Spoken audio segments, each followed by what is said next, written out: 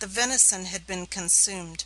Hope had almost died in the heart of the bravest, when at the close of the day on the 10th of January, 25 days from the date of leaving Donner Lake, they saw an Indian village at the edge of a thicket they were approaching. As the sufferers staggered forward, the Indians were overwhelmed at the sight of their misery. The warriors gazed in stolid silence. The squaws wrung their hands and wept aloud. The larger children hid themselves, and the little ones clung to their mothers in fear. The first sense of horror having passed, those dusky mothers fed the unfortunates.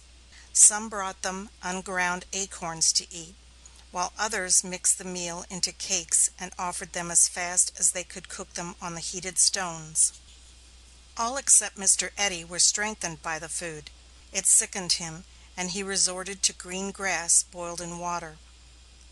The next morning the chief sent his runners to other rancherias en route to the settlement, telling his people of the distress of the palefaces who were coming toward them and who would need food. When the forlorn hope was ready to move on, the chief led the way, and an Indian walked on either side of each sufferer supporting and helping the unsteady feet. At each rancheria the party was put in charge of a new leader and fresh supporters. On the 17th, the chief with much difficulty procured for Mr. Eddy a gill of pine nuts which the latter found so nutritious that the following morning, on resuming travel, he was able to walk without support. They had proceeded less than a mile when his companions sank to the ground completely unnerved. They had suddenly given up and were willing to die. The Indians appeared greatly perplexed, and Mr. Eddy shook with sickening fear. Was his great effort to come to naught? Should his wife and babes die while he stood guard over those who would no longer help themselves? No, he would push ahead and see what he yet could do. The old chief sent an Indian with him as a guide and support. Relieved of the sight and personal responsibility of his enfeebled companions, Mr. Eddy felt a renewal of strength and determination. He pressed onward, scarcely heeding his dusky guide. At the end of 5 miles they met another Indian, and Mr. Eddy, now conscious that his feet were giving out, promised the stranger tobacco, if he would go with them and help to lead him to the white man's house.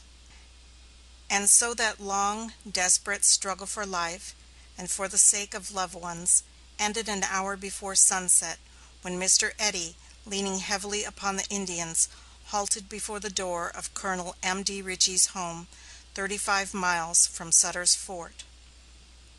The first to meet him was the daughter of the house, whom he asked for bread. Thornton says, "She looked at him, burst out crying, and took hold of him to assist him into the room.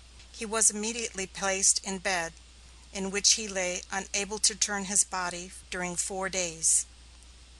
In a very short time he had food brought to him by Mrs. Ritchie, who sobbed as she fed the miserable and frightful being before her. Shortly, Harriet, the daughter, had carried the news from house to house in the neighborhood, and horses were running at full speed from place to place until all preparations were made for taking relief to those whom Mr. Eddy had left in the morning. William Johnson, John Howell, John Rhodes, Mr. Kaiser, Mr. Sager, Racine Tucker, and Joseph Varro assembled at Mr. Ritchie's immediately. The females collected the bread they had, with tea, sugar, and coffee, amounting to as much as 4 men could carry. Howell, Rhodes, Sager, and Tucker started at once, on foot, with the Indians as guides, and arrived at camp, between 15 and 18 miles distant, at midnight. Mr. Eddy had warned the outgoing party against giving the sufferers as much food as they might want, but on seeing them, the tender-hearted men could not deny their tearful begging for more. One of the relief was kept busy until dawn preparing food which the rest gave to the enfeebled emigrants. This overdose of kindness made its victims temporarily very ill, but caused no lasting harm. Early on the morning of January 18, Messrs. Ritchie, Johnson, Varro, and Kaiser, equipped with horses and other necessaries, hurried away to bring in the refugees, together with their comrades who had gone on before.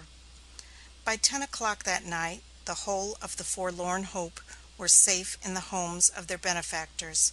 Mr. Ritchie declared that he and his party had retraced Mr. Eddy's track 6 miles by the blood from his feet, and that they could not have believed that he had traveled that 18 miles if they themselves had not passed over the ground in going to his discouraged companions.